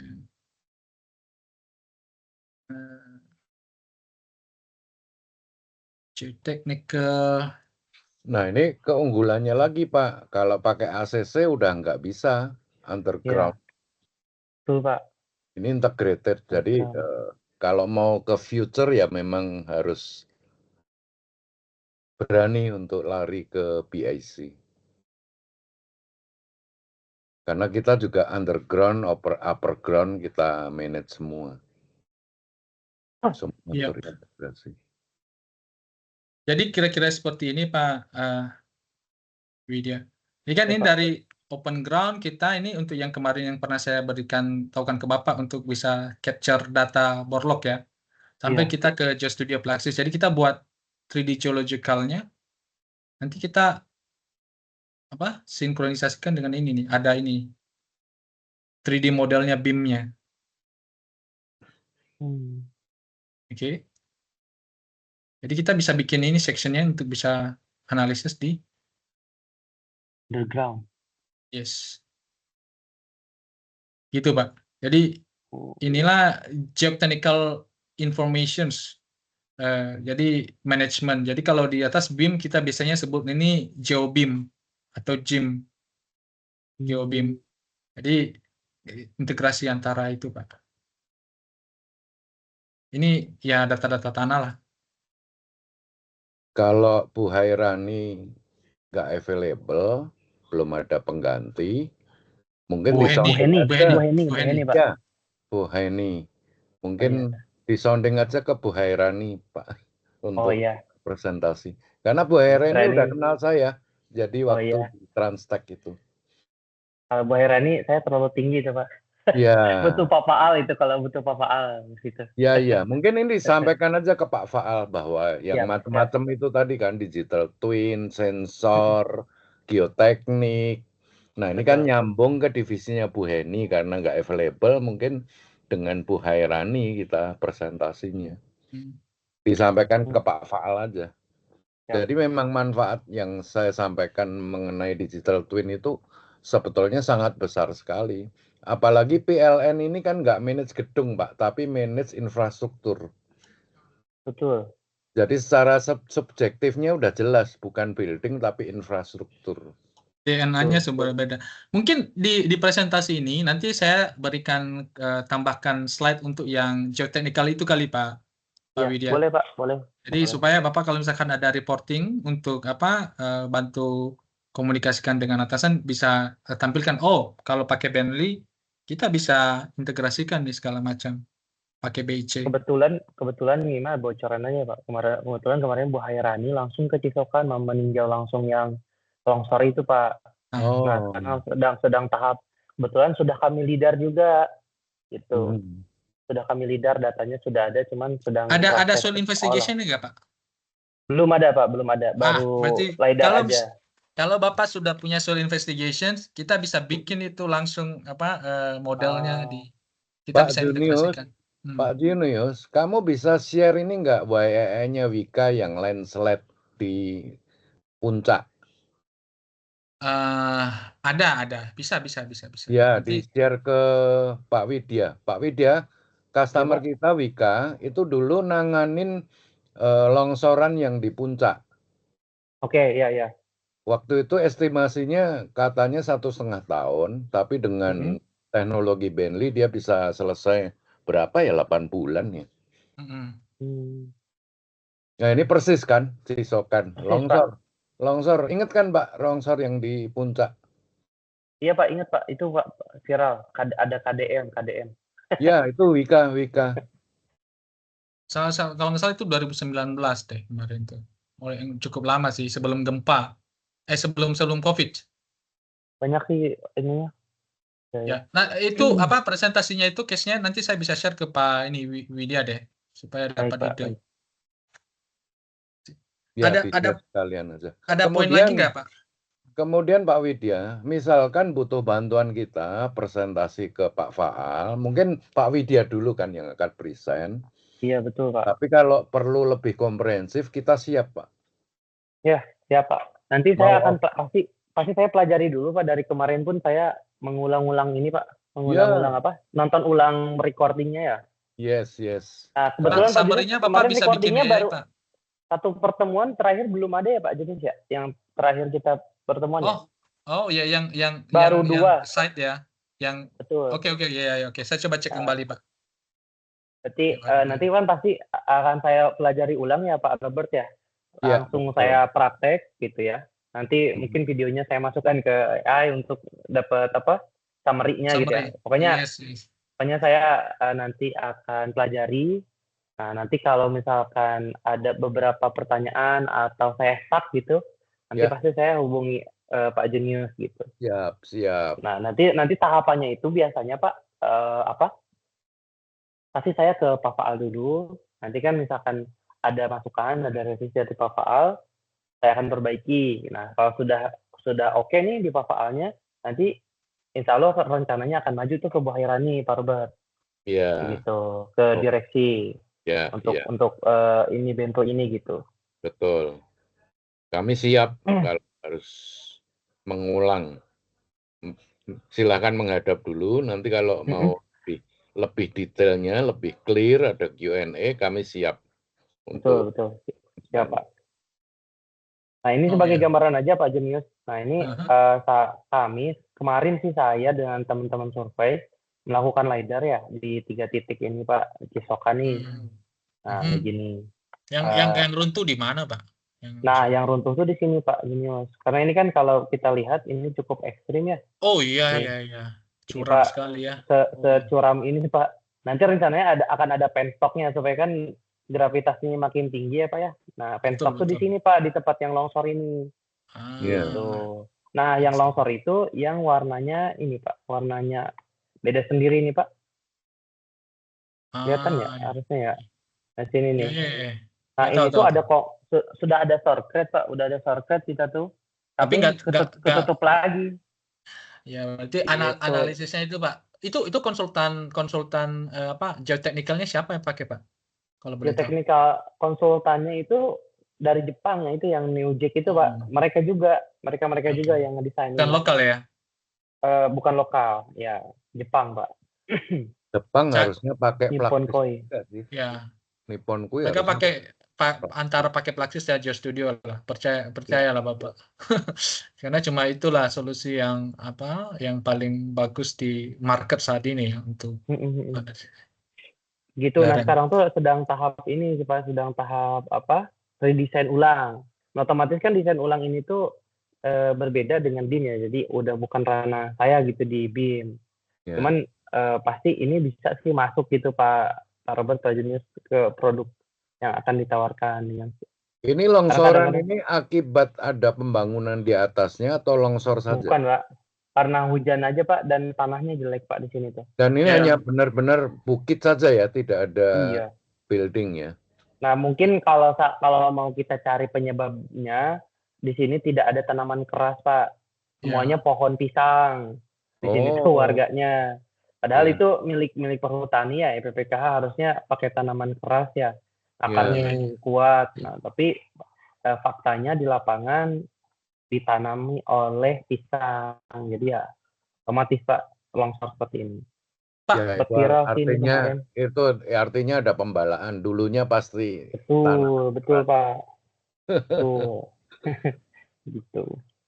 Ini yang foto udara Bapak yang baru ini ada tambahan baru ya, agak berbeda dengan yang Bapak kirim ke. Betul, agak berbeda karena ini baru minggu lalu Pak diambilnya.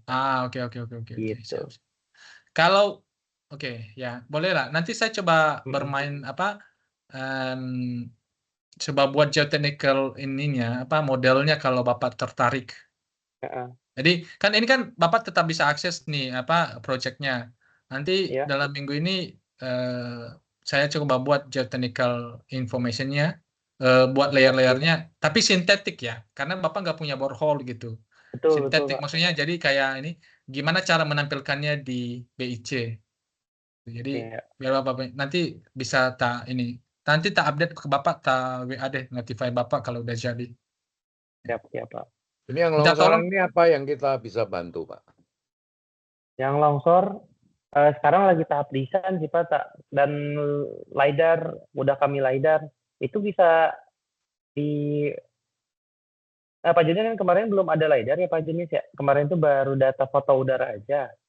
Kalau dimasukkan nggak Pak, nanti format LAS-nya kan kemarin format LAS-nya masih Bandung Selatan ya Pak, bukan di Cisokan. Oh iya, boleh dong, kirim aja Pak, nanti saya buat. Sudah ada LAS-nya Pak, yang Cisokan. Jadi kalau maksud saya kan ini namanya juga POC ya. POC kita proyek yang real ya. Kalau proyek real ya kebetulan Cisokan saya ada nambah data nih gitu, LiDAR dan foto udara begitu Pak. Dan model-model 3D-nya bisa dipakai yang udah existing sih Pak. Jadi nanti saya bisa lebih enak jadi apple to apple gitu Pak, mengcompare-nya ya. Benar. Gitu. Proyek yang sama, lokasi yang sama, tapi menggunakan platform yang berbeda gitu. Siap. Boleh Pak, Bapak silakan di update di data drop aja yang LiDAR-nya, nanti saya proses. Oke? Nggak masalah. Bapak bisa formatnya LAS atau E57? Bisa Pak, bisa. Mungkin kemarin kan LAS Pak. Bapak bisa testing L57 juga, bisa kirim L57 kan? Oh, nanti Oke. saya cek ya Pak ya. Ya. Soalnya beda divisi yang Oke. Kalau misalkan harusnya ada sih ada. L57, kemarin kan LAS Bapak sudah tahu bahwa ini bisa dipakai LAS. Tapi kalau misalkan Bapak tertarik, kan L57 sama LAS yang format yang common ya, kalau point cloud. L57 itu sebelum LAS atau di atasnya Mas? Hierarkinya, maksudnya ke Oke. urutannya. Biasanya raw datanya masih LAS. Nanti habis itu baru dibawa ke L57. L57 Biasanya berarti begitu. udah klasifikasi ini ya, klasifikasi in point cloud-nya. Bisa. Misalkan mana vegetasi, mana Mana ya? ground-nya. Ya, betul, bisa. Oke. Ya Pak. Nah mungkin ini Pak terakhir, saya tuh kan kemarin sudah diskusi dengan Pak Azwar ya. Saya menyampaikan beberapa, memang Pak Azwar di bagian digital twin, Bentley jauh lebih advance gitu ya. Cuman ini nih Pak, saya tuh masih bingung bagaimana cara meyakinkannya pada kalau saat ditembak harga nih Pak. Karena contohnya kan kita sudah pernah beli ya Open Roads sama Synchro ya Pak. Kemarin Pak Azwar tuh udah beli. Ya benar. Nah, kalau di compare dengan harga yang Autodesk itu tuh bisa 1:3 aplikasi gitu. Satu aplikasi Bentley harganya tuh setara 3 aplikasi di Autodesk gitu Pak, contohnya. Ya. Nah, itu tuh yang agak PR gitu. Kan nggak mungkin menurunkan value, tapi bagaimana cara meyakinkan bahwa ini tuh worth gitu loh Pak. Nah, itu sih yang PR saya. Pak Widya, Bapak punya informasi nggak kalau misalkan dengan sebelah misalkan Autodesk atau itu total subscription-nya PLN itu berapa banyak? Sampai nggak $100.000? Oh, bentar. Ini yang data ini ya Pak ya. Kalau yang data apa? Yang ada di bidang saya ya Pak ya. Iya, oke. Kira-kira sampai nggak $100.000? Kita hitung bareng. Silaturahmi. ASI-nya 50 ya kemarin Pak Widya ya. Betul Pak. ASI-nya 50. Betul. Terus LP-nya 50. 50 kan 50 itu bisa dapat Revit, InfraWorks gitu ya, Pak. Paket lah bundling gitu. Sedangkan 50 itu cuma satu gitu di Bentley itu gitu loh Pak. Itu yang PR. Nah, ini Pak Joni saya. Oh, kita juga punya Pak, namanya Civil Works Suite Pak. Oh, ada bundling juga ada ya Pak ya? Iya, ada bundling juga namanya Civil Works Suite. Memang harganya 2 kali lipat sih Pak. Kalau AEC Collection itu kan $3.000 estimasinya. Kalau Civil Works Suite itu $6.000 Pak. Seperti yang saya jelaskan ke Pak Faal waktu itu, Pak Widya ikut nggak ya? Ikut ya Pak, ikut. Ya, kenapa yang kita lebih sama mahal? Navi ya? Ya, ibaratnya itu kan kalau AutoCAD itu kan dokter. Kalau Bentley itu dokter spesialis, Pak. Harganya makanya lebih mahal. Ya. Karena seperti ini PLS CAD. PLS CAD itu kan sangat dedicated banget untuk transmisi, Pak. Sedangkan kalau pakai Revit itu kan akan susah sekali, Pak, untuk melakukan desain PLS CAD. Kemudian substation, kita spesifik banget kan Pak substation itu. Makanya harganya lebih mahal itu karena alasan itu sih Pak. Kita dokter spesialis. Tapi kalau sistem enterprise Pak Robert, harusnya kita kompetitif ini dong. Pak, yang enterprise ya Pak. Ini kita yang bidang saya aja Pak. Beda lagi sama bidang yang lain. Ada 3 bidang besar lah. Satu bidang besar ini 42 AutoCAD semuanya subscribe. Ada yang Civil 3D, ada yang LP. Gitu. Nah, berarti kan kalau yang Civil 3D itu berapa ya? $2.000 kalau nggak salah. 2.000 atau berapa ya Pak Robert? Mungkin Pak Robert masih ingat. Ini udah pernah saya sampaikan ke Pak Fahwal sih. Coba saya share screen saya ya. Boleh Pak, silahkan. Ini per Maret sih kita udah 42 ya Pak, yang saya tahu nih 42 subscribe AutoCAD Civil 3D. Sudah bisa lihat ini Pak. Oh yang ini, ya. Sudah lihat ini Pak. Ini saya udah pernah saya share ke Pak Faal sih. Betul. Oh ya ini Pak. Hasil interviewnya kan kemarin tuh sekitar 50 AEC Collection ya Pak ya. Betul. Ini antara Civil 3D AEC Collection ini dimasukin harga berapa Pak Robert? 2.700 ya? Iya, Iya. estimasi harga di Indonesia ini Pak, AEC Collection. Kalau 50 ini 138.000. Kemudian AutoCAD LT-nya 50 estimasinya. Itu 20.000 Pak.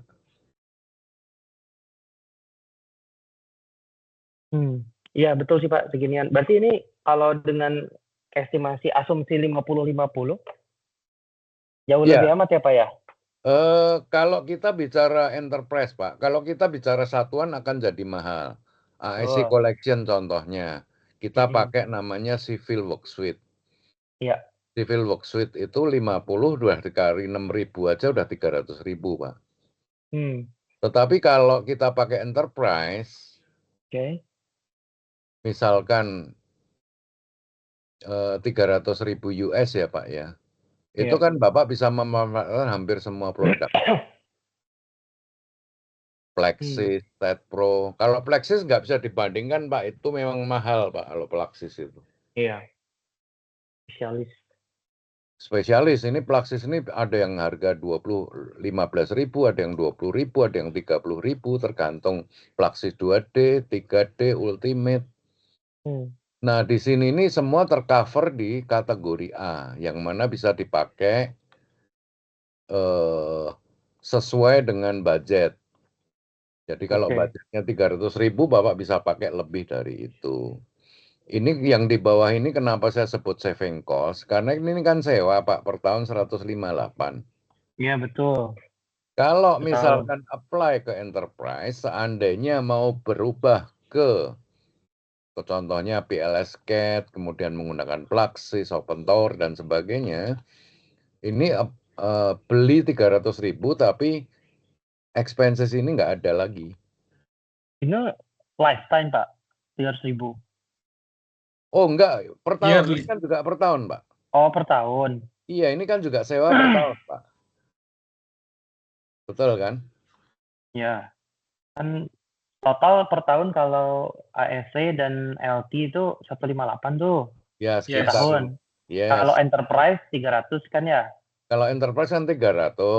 Nah, ini tuh berarti 2 kali lipatnya, cuman bisa memanfaatkan hampir semua produk Bentley. Ya, produk Bentley yang tidak ada, bahkan ada beberapa yang tidak ada yang setara ya bandingannya gitu ya? Oh iya, Plexis, StatPro nggak ada. Ya, Open PLS Tower CAD nggak ada. PLS nggak ada. PLS CAD nggak ada. Iya. PLS CAD nggak ada. Synchro nggak ada. Synchro nggak ada, iya. Iya, jadi banyak sekali Pak. Nah ini Digital Twin OUS. ada. Substation belum saya tambahkan. Jadi ini Iya, sebenarnya betul. penjelasannya udah clear sih Pak. Ini waktu itu dikirimkan nama Bu Nesi ke Pak Faal. Ya. Mungkin Bapak udah copy juga kan ya? Copy sih Pak, ini saya pernah lihat ini Pak. Ya betul, betul. Jadi ini comparisonnya. Jadi tinggal sekarang visinya dari PLN ini gimana nih? Apakah betul-betul seperti flow yang dijelaskan oleh Pak Junis itu masuk akal? Apalagi untuk mitigasi bencana seperti yang di Sumatera, Cisokan, itu kan kita komplit Pak. Betul. Kalau Pak pakai ACC itu tidak akan integrated nanti Pak. Iya betul Pak. Dan bukannya itu sih, kemungkinan sih PLN kan perlu beli software ini. Misalkan di Cisokan ini, Bapak perlu beli Plexis kalau untuk analisis kan. Itu cost tambahan. Yang Bapak perlu on top of 158 lah katakan begitu. Oh iya Pak, ini tidak harus 300.000 ya Pak ya? Iya, range ya itu maksimum. Ini budget, bukan maksimum. Terserah, tergantung dari asesmen kita. Kemudian fix fee nggak sih Pak kalau kemudian ini fix fee. Ini budget range. Kemudian kalau misalkan hanya mau pakai BAC saja, itu sekarang ada cuman 10.000 Pak. Yang kita jelaskan semua ini BAC saja ya Pak, Bentley Infrastructure Cloud, Digital Twin saja, itu sekarang ada yang cuma 10.000 US Pak. Misalkan nggak usah enterprise deh. Oke lah, 10.000 US kita coba BSI dulu di awal.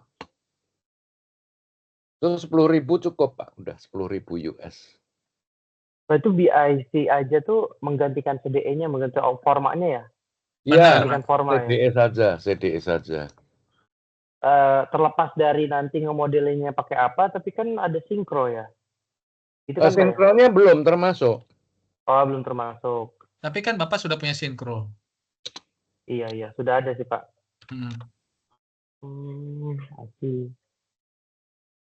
Mungkin Pak Robert dikasih update kali ya, mapping solutionnya tuh gimana ya, supaya Pak Widya lebih copy. Karena Pak BSI yang 10.000 itu apa ya anunya?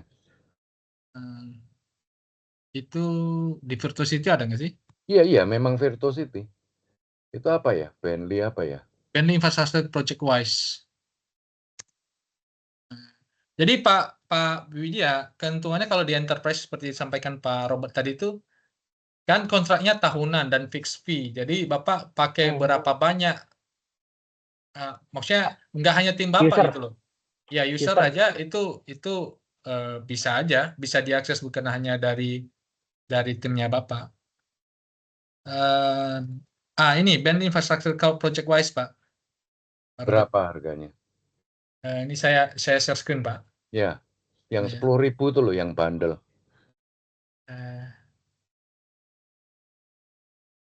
Ini enggak sih? Bukan.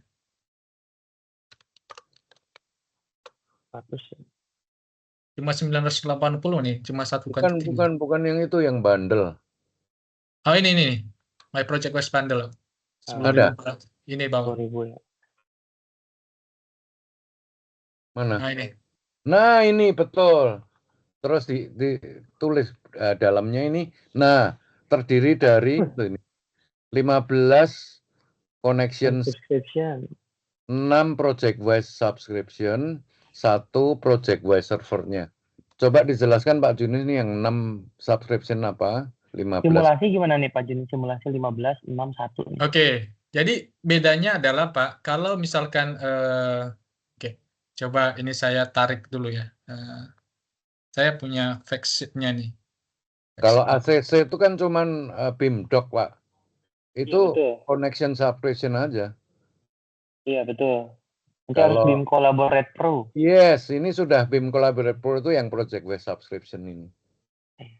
Oke, jadi kalau dihitung sama ACC ini lebih murah Pak. Oke, jadi ada dua jenis Pak Widya. Jadi ini kan disebutkan bahwa ada connect sama 15 connect, 6 project wise toh. Iya. Nah, perbedaannya apa ini? Jadi connect itu upload data bisa segala macam. Bedanya adalah misalkan untuk membuat form, connect nggak bisa, tapi harus pakai akses project wise. Kemudian untuk bedanya apa lagi? Class management untuk melakukan run, merun aja. Tapi kalau untuk view bisa lihat di connect. Jadi ini aja sih bedanya. Jadi ada untuk field itu dua-duanya dapat, Pak. Jadi yang kemarin yang mobile apps itu dua-duanya dapat. Oke. Jadi PDF markup bisa segala macam. Bedanya adalah untuk membuat lebih kebanyak admin sih. Kalau project wise yang 6 orang itu khusus untuk admin. Kalau untuk connect ini ke end user, Pak. Project wise ini kata lain dari admin. Kalau connect ini kata lain dari project yang review itu. Penamaannya aja, Pak. Penamaannya. Jadi untuk yang adminnya itu Bentley Infrastructure Cloud yang project wise. Ya. Okay. Kalau untuk yang cuma usernya itu yang Bentley Infrastructure Cloud Connect. User itu yang reviewer kan Pak maksudnya? Yes. Kalau di convert ke ACC apa itu? Kalau yang connect itu BIMDoc ya? BIMDoc Collaborate Pro namanya Pak. Kalau yang connect itu BIMDoc. Ya, yang paling project wise. Kalau project wise yang Collaborate Pro. Collaborate Pro. Jadi worst case Pak, kalau misalkan mau nyoba yang paling bawah ini bisa dengan yang 10.000 aja. Tetapi in case mau coba ke enterprise itu boleh ke yaitu range 150 sampai 300 itu. Apakah mulai dari rendah dulu? Nggak apa-apa, Pak. Nanti ketika tahun pertama itu kita akan evaluasi, Pak. Ternyata usage-nya sampai 300.000 ini. Nah, nanti tahun kedua kita ada proses yang namanya negosiasi lah. Ternyata kapasitasnya PLN itu lebih dari 300.000. Nah, kita coba apply untuk tahun kedua 300. Kayak gitu, Pak, prosesnya. Tuh, Pak, perlahan ya, Pak ya, masuknya ya. Oh iya, Pak, tidak harus Karena langsung. mengenalkan. Iya. Karena jujur, Pak, awareness terhadap Bentley itu masih kurang ya. Semuanya belum pada familiar gitu, Pak. Microstation aja, kalau saya dulu, saya kerja di perusahaan multinasional sebelum di PLNE. Itu pekerjaannya mendigitasi, Pak, 3D. Itu tuh fotogrametri, dulu pakai foto udara, yang sebelah kanan pakai microstation, dan sebelah kiri fotogrametrinya. Nah, itu saya sudah familiar sebelumnya microstation, dan menurut saya microstation better dibanding AutoCAD, karena saya user microstation 2 tahun. Iya. Gitu. Nah, jadi, tapi pas pada saat saya kesini di PLNE, nggak ada yang tahu, Pak, microstation tuh. Iya. Iya, betul, Pak. Jadi tergantung dari PLNE yang visinya tadi di awal Pak Junis sudah sebutkan tadi. Apa tadi Pak Junis visinya yang slide 1 tadi? Oke, saya tampilkan ulang ya biar ya, PowerPoint. Refresh. Jadi apa? Di sini. Silakan Pak Robert. Nah, kalau memang mau menuju ini ya, sustainability ya Pak, sustainability, net zero emiten dan sebagainya, yang nyambung tuh karena Bentley sudah sampai end to end. Sedangkan kalau Autodesk tuh nanti masih per modul kayak tandem, di mana tandem juga reliability-nya kan kita belum tahu juga Pak. Karena memang Autodesk tuh strong-nya di dokumen manajemen Pak, ACC tadi. Tapi begitu ke tandem kita belum tahu reliability-nya seperti apa. Pak Asis saja mungkin belum pernah nyoba kali tandemnya. Itu barang baru. Betul. Nah, kalau visinya sudah seperti ini, nah apakah offering dari Bentley itu sesuai? Karena akan ke digital twin kan Pak. Apalagi geoteknik, kemudian mitigasi lampu yang shutdown, kita bisa lakukan yang namanya digital twin inspection. Kalau kemarin di PLN harus naik motor trail ya Pak, itu diinfeksi. Iya, buat untuk maintenance, maintenance untuk kontrol. Melihat. Betul. Kalau ini kan nanti dengan digital twin itu bisa dilihat sebetulnya line-line-nya ini kira-kira yang putus di mana sih? Mungkin kita bisa lihat dengan reality modeling, oh ini banyak yang karatan, oh ini ternyata kabelnya udah tipis atau gimana. Iya. Itu sih Pak, kemarin ada yang mempresentasikan juga digital twin ke PLNE. Saya lupa banget apa namanya gitu ya. Brandnya. Saya challenge. Bukan Pak, jadi dia kayak bukan kayak Bentley atau Autodesk, bukan Pak, dia tuh kayak perusahaan Palu Gada lah Pak. Tapi produk dia tuh digital twin, base-nya di Surabaya. Nah, kemarin iya. apa ya Pak ya, lupa lagi namanya saya Pak. Gitu. Makanya dia tuh Palu Gada Pak, semuanya ada digital twin-nya gitu bisa. Custom kali Pak itu. Jadi custom itu jadi mereka develop sendiri, dan challenge-nya itu kalau custom itu ya support-nya Pak sama reliability system-nya. Gitu. Jadi belum connect ke BIM sih, saya challenge sedikit. Nggak connect ke BIM, cuma digital twin aja gitu Pak. Dan digital twin-nya juga cuma digital twin visual Pak. Visual itu artinya betul. bisa muter-muter, bisa ngelihat, tetapi itu dumb, artinya bodoh. Tidak ada asset tagging-nya, dia tidak bisa nyambung ke Revit, ke Civil 3D. Kenapa saya bicarakan gitu Pak? Karena di dunia ini yang namanya perusahaan gede kayak Autodesk atau Bentley, itu kan tentu kita punya asosiasi untuk interconnectability ya Pak.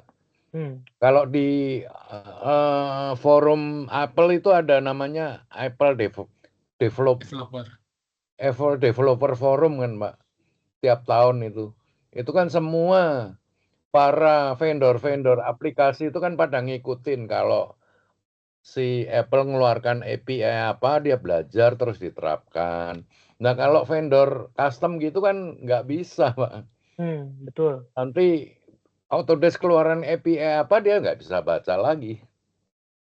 Makanya tadi itu saya bertanya ke Pak Junius terkait digital twin, tapi fungsi tujuannya untuk maintenance gitu. Yang tadi yang kasus yang digital twin dengan PLS kan Pak Junius. Yes. Gitu. Kalau menurut saya Pak itu powerful sih Pak, karena salah satu yang utama di kita tuh itu, yang khususnya di bawah Bapak langsung ya, di bawah Bapak langsung itu persis itu Pak yang dibutuhkan. Gitu. Karena nanti akan ada reconduktoring. Reconduktoring itu apa? Reconduktoring itu adalah penggantian tower, Pak. Sekaligus mengecek kondisi tower aktualnya seperti apa. Apakah perlu diganti towernya atau cukup kabelnya aja yang diganti. Nah, itu tuh sudah kita lakukan PLNE. Kebetulan saya PIC-nya dulu. PIC-nya itu sudah pakai LiDAR, Pak. Cuman inspeksinya masih manual. Gitu, manja tower segala macam gitu ya. Kalau pakai drone LiDAR nggak cukup Pak, kenapa harus manual lagi? Yang tadi Pak, yang sensor itu Pak, yang digital twin-nya belum ada. Oke. Gitu, digital twin-nya kan belum ada digital twin Pak, makanya manual tuh ininya inspeksi mengeceknya. Karena kalau secara langsung yang waktu itu kebetulan vendor kami itu belum punya teknologi digital twin-nya. LiDAR itu dalam konteks hanya untuk topografinya aja Pak Junius. Oke. Itu topografi dan mengecek memodelkan existing, tapi nggak digital twin, point cloud aja biasa Pak. Jadi tidak ada informasi panjang lebar sedetail bungur baut kan tadi tuh ada ya Pak ya. Iya, gitu. Bapak ini kita sebenarnya punya teknologi yang seperti itu Pak. Jadi kalau Bapak punya dari hasil LiDAR itu, kita bisa dari hasil LiDAR Bapak kita bisa bawa ini pole section. Justru yang ditanyakan oleh yang diperlukan yang diperlukan oleh PLN itu salah satunya ini Pak. Karena ini menyangkut dengan reconduktoring. Dan ini kemarin waktu di Transtech sempat ditanyain Pak Joko Hartono dari Puslitbang PLN sebenarnya, dia tertarik ke sini Pak. Iya Pak. Jadi ya kalau misalkan Bapak masuk enterprise, Bapak bisa akses ke sini. Oke. Itu aja sih. Jadi Siap. kalau di enterprise itu Bapak semua yang Bentley punya bisa Bapak pakai, entah itu yang soal inspeksi LiDAR dengan tower tadi atau dengan geotechnical, desain transmisi semua Bapak bisa. Tapi kalau misalkan Bapak mau untuk test case yang lebih awal dulu, BIC dulu, boleh aja gitu. Itu kira-kira Pak. Dan fleksibilitas kalau enterprise tadi itu sih.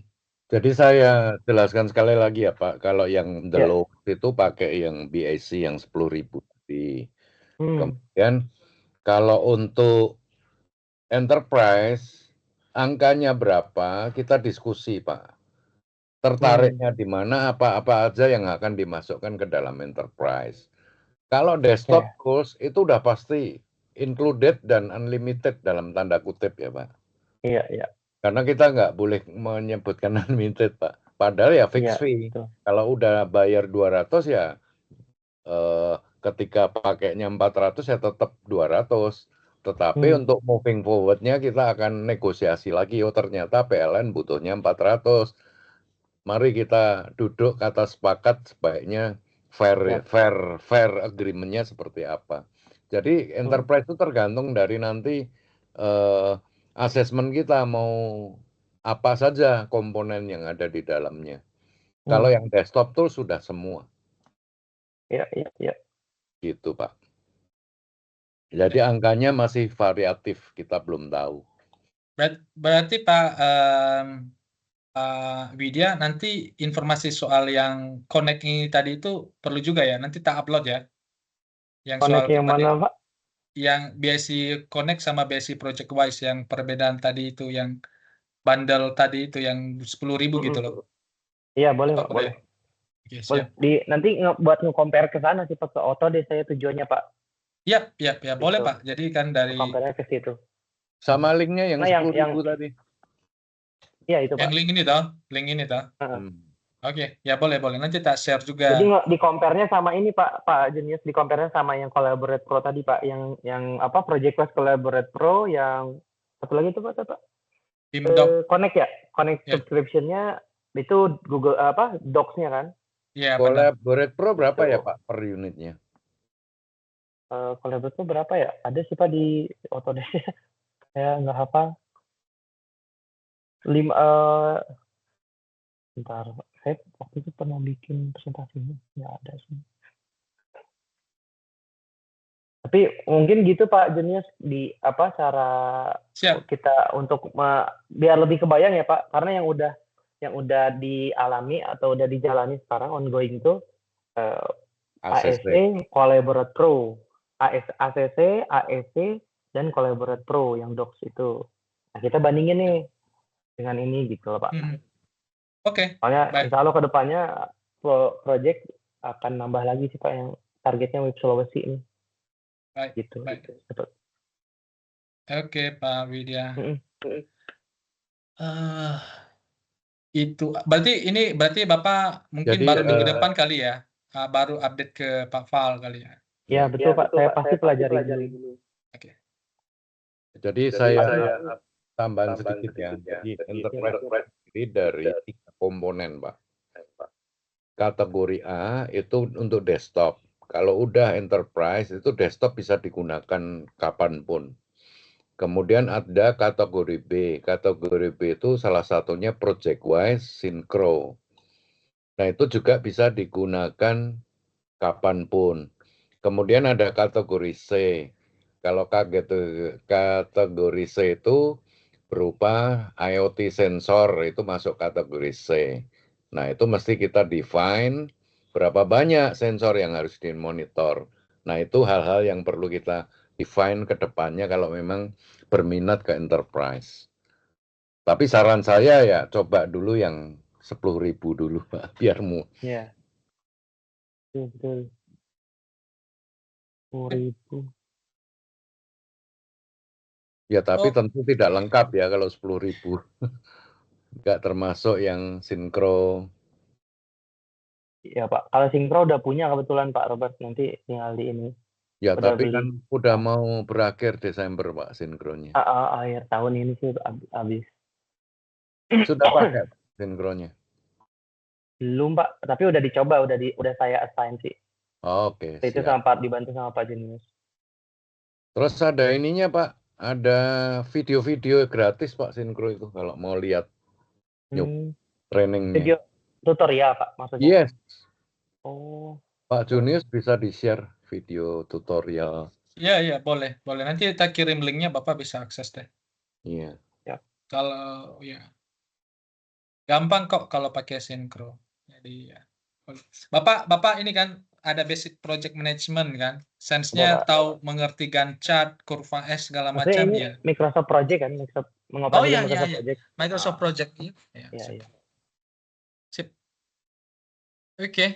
Oke, jadi saya coba recap Pak, berarti pertemuan POC itu kan hari ini terakhir ya. Nanti semua materi yang sudah disampaikan oleh Pak Junius dan Pak Robert ini akan saya pelajari ulang ya. Kemudian saya nanti tuangkan ke satu presentasi gitu ya. Nanti saya akan mengambil data dari Pak Junius nih, yang PowerPoint dari Pak Junius ya Pak ya. Izin nanti untuk saya presentasi ke manajemen. Saya mengambil sumber utama presentasi saya pasti dari presentasi Pak Jenius gitu. Di sisi lain saya akan saya tambahkan gitu referensi dari ACC atau referensi dari praktis yang selama ini saya lakukan gitu ya. Saya olah sedemikian rupa lah begitu untuk presentasi ke manajemen terkait POC ini.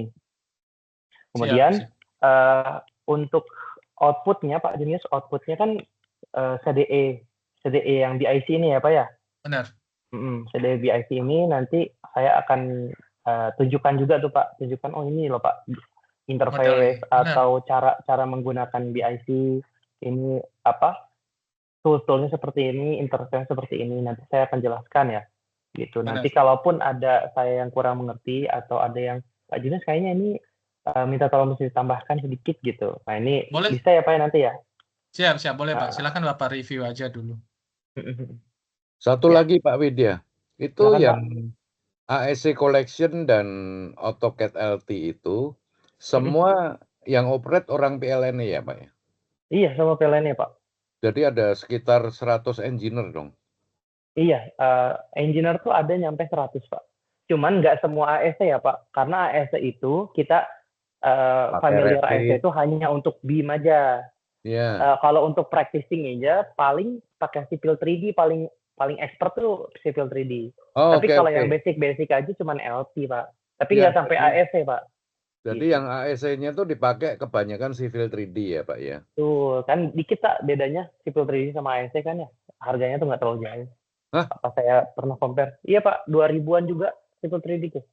Oh ada beli satuan bisa Pak? Civil 3D bisa Civil 3D Pak. Bisa Pak. Nggak usah AEC ya?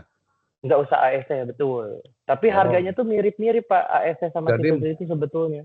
Mending AEC dong. Mending AEC, betul. Cuman ya kantor belinya Civil 3D Pak. Oh gitu. Jadi yang 50 itu Civil 3D ya? Civil 3D betul Pak, bukan AEC sebetulnya. Ya, bukan Revit ya Pak? Nggak ada yang pakai bukan Revit. Nggak ada. Revit itu kita pakai pas pada saat ini aja, BIM aja Pak. Oh, beli gitu. AEC Collection. Betul, karena Civil 3D itu, AEC Collection itu kan hanya untuk BIM. Kalau Civil 3D untuk engineer sipil. Gitu Pak, untuk menghitung cut and fill, untuk membuka data-data yang pakai Civil 3D gitu Pak. Ya, jadi saya asumsikan 50 AEC itu maksudnya Civil 3D ya Pak ya? Betul, Civil 3D lebih spesifik Pak, karena kita kan infrastruktur ya. Seperti yang dibilang Pak Junius, DNA-nya Autodesk kan bukan infrastruktur tuh. Makanya kita kalau di PLNE nggak pakai AEC. Tapi lebih spesifik ke Civil 3D begitu. Berarti yang pakai Revit untuk yang desain bendungan kemarin tuh siapa Pak? Orang PLN? Dari vendor Pak justru. Vendor kami. Kami meng-hire vendor lagi untuk mengoperasikan AEC. Jadi nggak punya Revit ya? Nggak punya Pak, dan nggak ada yang bisa Pak. Iya, oke. Sama satu lagi Pak, untuk enterprise tadi, harganya juga related dengan berapa banyak training yang diperlukan, kayak misalkan, tertarik dengan PLS CAD, berarti harus ada training PLS CAD, kemudian Open Utility, harus ada training Open Utility, seperti itu Pak. Jadi harga-harga itu masih floating ya Pak, tergantung dari assessment nanti. Soalnya PLS CAD itu kemarin, waktu itu 2 tahun yang lalu, kita menggunakan PLS CAD tapi pakai vendor Pak. Saya ngomong kan, kenapa nggak kita aja yang mengoperate PLS CAD? Infonya kalau PLS CAD itu harus belajarnya ke Amerika katanya. Ya Allah. Jadi ada orang sini Pak. Ada yang sampai bilang gitu kalau belajarnya ke Amerika gitulah. Nah bahkan gitu, Pak, dari data saya ya Pak, ini PLS CAD ini kan yang pakai ini PLNE dari unit induk transmisi. Sama unit induk transmisi JBM. Jadi ada 3 site Pak. Mereka tuh belinya dari Amerika Pak, mereka belinya, bukan dari Indonesia. Betul Pak, kayak gitu Pak. Makanya terbentuk ada PIC-nya nggak Pak yang bisa saya hubungin sehingga bisa subscribe aja lewat saya? PIC buat beli softwarenya ya? Iya, betul. Iya, itu diperpanjang terus setiap tahun itu Pak. Maksudnya untuk yang existing PLS CAD itu Pak, itu Bapak kenal nggak PIC-nya? Supaya dia daripada instead beli langsung ke Amerika, costingnya jauh lebih mahal atau segala macam-macam. Kebetulan waktu itu vendor Pak yang pengadaan, bukan di saya Pak, bukan di PLNE. Oh, tapi atas nama PLNE, lisensinya atas nama PLNE. Tapi yang beli vendor. Itu di kontraknya PLNE dengan vendor gitu udah cantum. Oke kalau gitu. Saya nggak kenal. Ya sudah kalau gitu. Ya. Oke, itu Pak Junius, kalau dari saya. Kalau Pak. saya sih Oke. pengennya segera enterprise, Pak. Nanti kalau Bu Hairani ikut presentasi, dia support udah gampang. Iya, betul Pak. Nah, itu dia. Kita effort dulu nih Pak, supaya direksinya tertarik. Iya, siap, siap. Nanti juga saya akan arrange untuk ketemu Bu Hairani sih, untuk kita Nah, presentasi boleh Pak. secara global. Boleh Pak. Tapi Kalau masih bisa, menunggu waktu ini, Pak, yang baik.